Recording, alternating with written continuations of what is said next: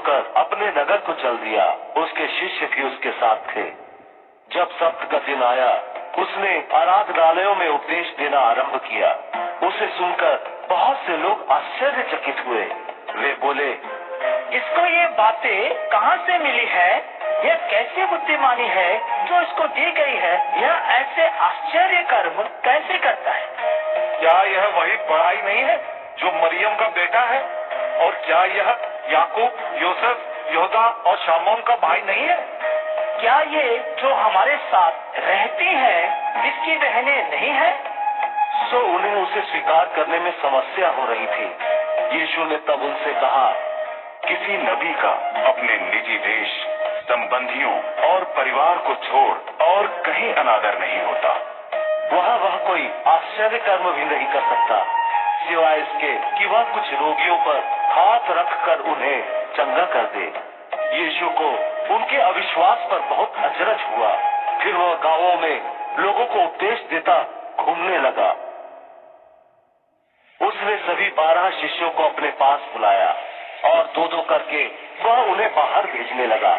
उसने उन्हें दुष्ट आत्माओं पर अधिकार दिया और यह निर्देश दिया, आप अपनी यात्रा के लिए लाठी के सिवा साथ कुछ न लें, न रोटी, न बिस्तर, न पटुके में पैसे।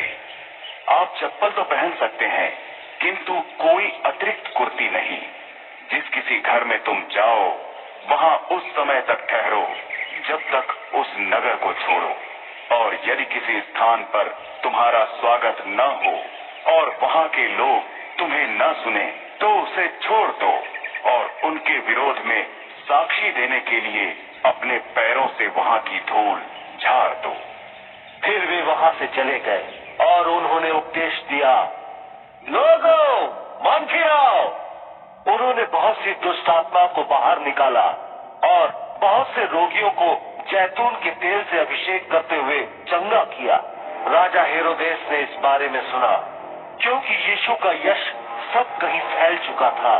कुछ लोग कह रहे थे, बपतिस्मा देने वाला यूहन्ना मरे हुओं में से जी उठा है और इसलिए उसमें अद्भुत शक्तियां काम कर रही हैं। दूसरे कह रहे थे, वह एलिया है। कुछ और कह रहे थे, यह नबी है या प्राचीन काल के नबियों जैसा कोई एक।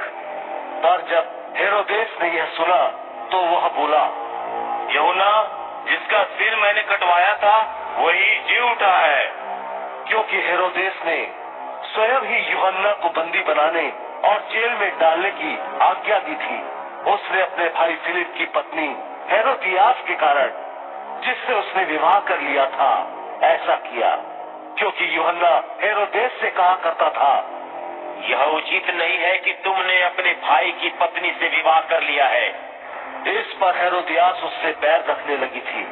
वह चाहती थी कि उसे मार डाला जाए, पर मार नहीं पाती थी, क्योंकि हेरोदेस यूहन्ना से डरता था।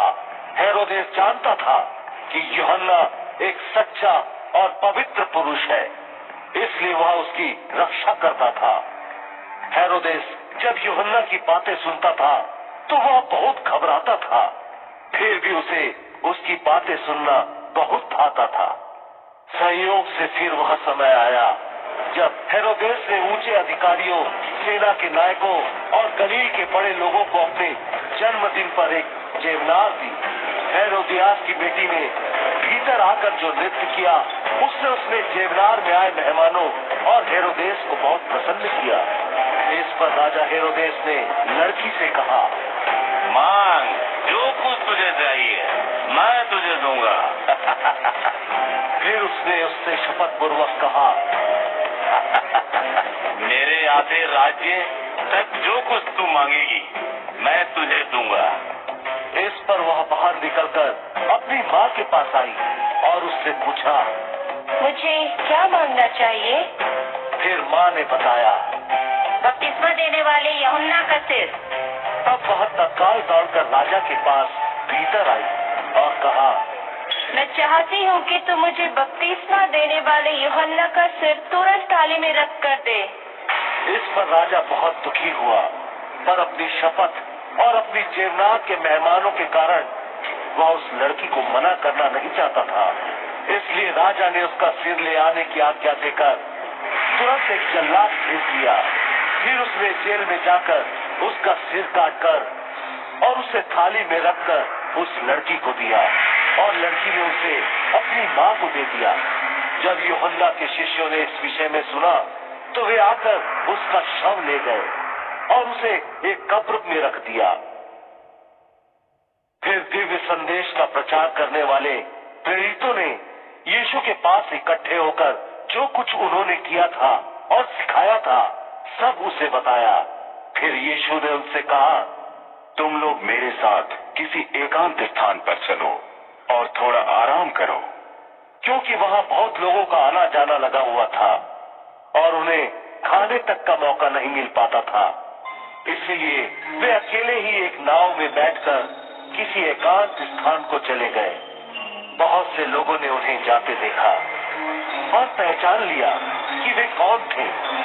इसलिए वे सारे नगरों से धरती के रास्ते चल पड़े और उनसे पहले ही वहां जा पहुंचे। जब यीशु नाव से बाहर निकला तो उसने एक बड़ी भीड़ देखी।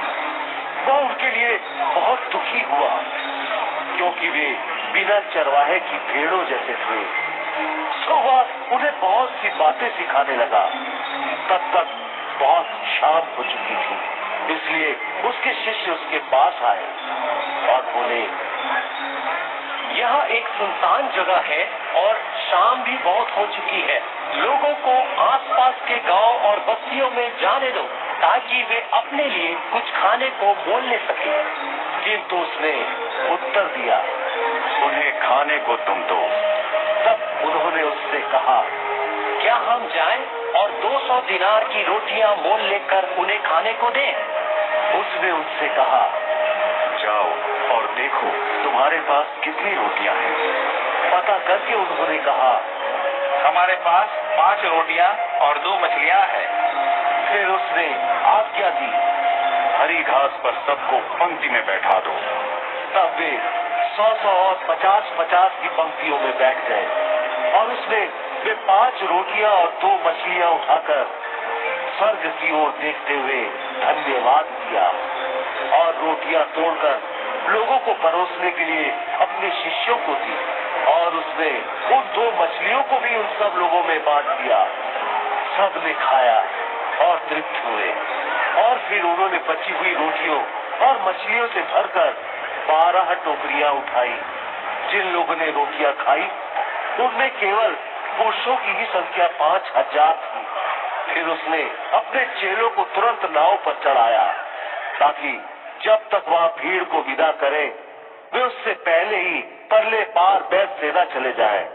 उन्हें विदा करके प्रार्थना करने के लिए वह पहाड़ी पर चला गया और जब शाम हुई तो नाव झील के बीचों बीच थी और वह अकेला धरती पर था।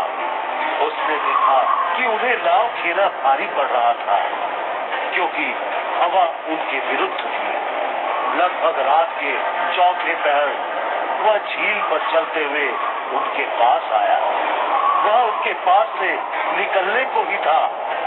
उन्होंने उसे झील पर चलते देखा, सोचा कि वह कोई भूत है और उनकी चीख निकल गई, क्योंकि सभी ने उसे देखा था और वे सहम गए थे। तुरंत उसने उन्हें संबोधित करते हुए कहा, साहस रखो, यह मैं हूँ, डरो मत। फिर वह उनके साथ नाव पर चढ़ गया और हवा थम गई। इससे वे बहुत चकित हुए। वे रोटियों के आश्चर्य कर्म के विषय में समझ नहीं पाए थे। उनकी बुद्धि जड़ हो गई थी। झील पार करके वे गन्ने सड़क पहुंचे। उन्होंने नाव बांध दी। जब वे नाव से उतरकर बाहर आए तो लोग यीशु को पहचान गए। फिर वे बीमारों को खाटों पर डाले। समूचे क्षेत्र में जहाँ कहीं भी उन्होंने सुना कि वह है, उन्हें लिए दौड़ते फिरे। वह गांवों में, नगरों में या बस्तियों में जहाँ कहीं भी जाता, लोग अपने बीमारों को बाजारों में रख देते और उससे विनती करते कि वह अपने वस्त्र का बस कोई सिरा ही उन्हें छू लेने दे, और जो भी उसे छू पाए सब चंगे हो गए।